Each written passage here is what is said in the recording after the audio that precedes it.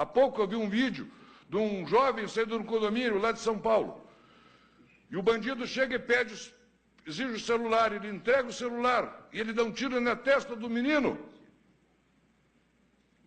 Ali ele é delegado, promotor, juiz e executor. Como é que não tem pena de morte no Brasil?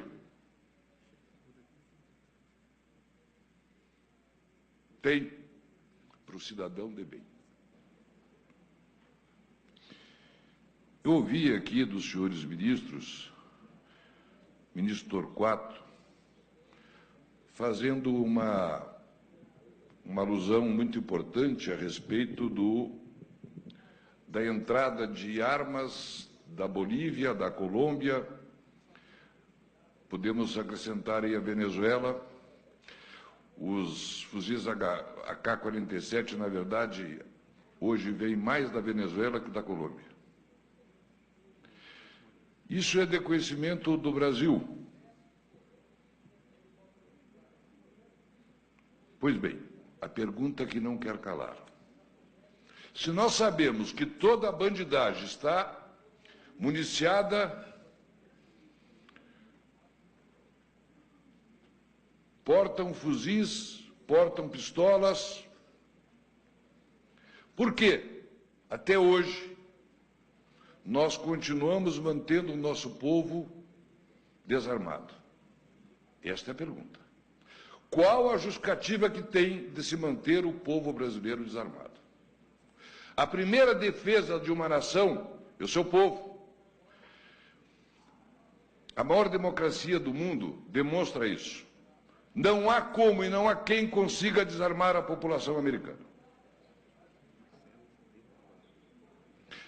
Mas os pudores que nós mantemos, e nisso o ministro Alexandre também tem razão quando diz que a Revolução de 64 nos trouxe prejuízos que nós amargamos até hoje, um deles, o DOPS, o Departamento de Ordem Política e Social, que eu acabei fazendo parte no início da minha carreira da Polícia Federal, por onde eu fiquei por 10 anos. Fazer polícia lembra DOPS e lembra a arbitrariedade. Isto nós estamos pagando o preço, a segurança pública paga o preço até hoje do Departamento de Ordem Política e Social. Mas nós estamos também pagando o preço porque nós importamos quase tudo que não presta.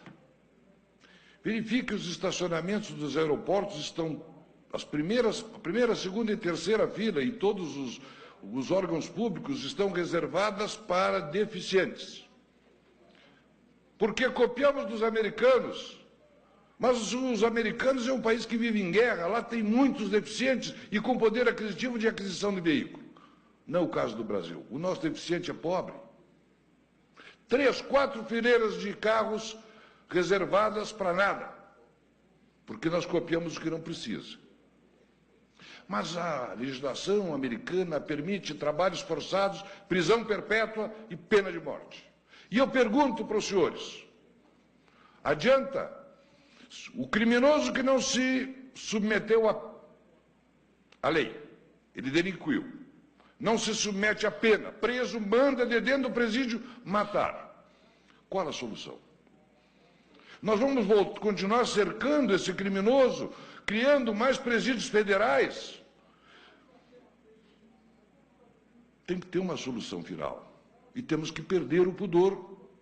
E é preciso que alguém diga isso.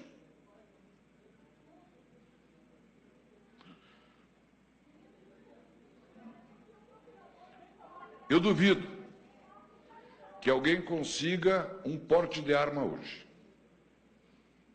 O porte de arma, além de caro, com as taxas absurdas, ele é praticamente uma missão impossível. Mas nós temos que fazer exatamente o contrário. Nós não podemos acovardar o nosso povo. O que é que se ouve hoje? A recomendação. Se você for assaltado, não reaja. Nós estamos criando uma população de covardes. Como é que nós não vamos reagir quando alguém nos toma o patrimônio que foi adquirido com suor? Como é que nós não vamos reagir quando nos tomam a vida dos nossos amigos, dos nossos parentes? Vamos nos quedar como... Sabe como é que eu vejo? Aqueles seriados que passam na Natural Geographic. Nós somos gnus, sabendo que vamos ser pegos pelos crocodilos e ficamos ali, indolentes e impacientes. Eu fui promotor antes e depois do Estatuto de Desarmamento. Eu fiquei no Ministério Público 27 anos, 25 no Tribunal do Júri, da capital do meu estado. Eu não vi diferença, pelo contrário, eu vi o aumento da criminalidade. Essa justificativa dos garantistas, ela não tem lógica, ela não tem lugar. O Brasil hoje é refém do crime. Nós estamos com medo do bandido, com medo de todo mundo. Nós nos encarceramos dentro das nossas casas, eles são os donos da rua. Nós temos que inverter esse jogo. É preciso que o marginal saiba que o cidadão tem como se defender, pode se defender.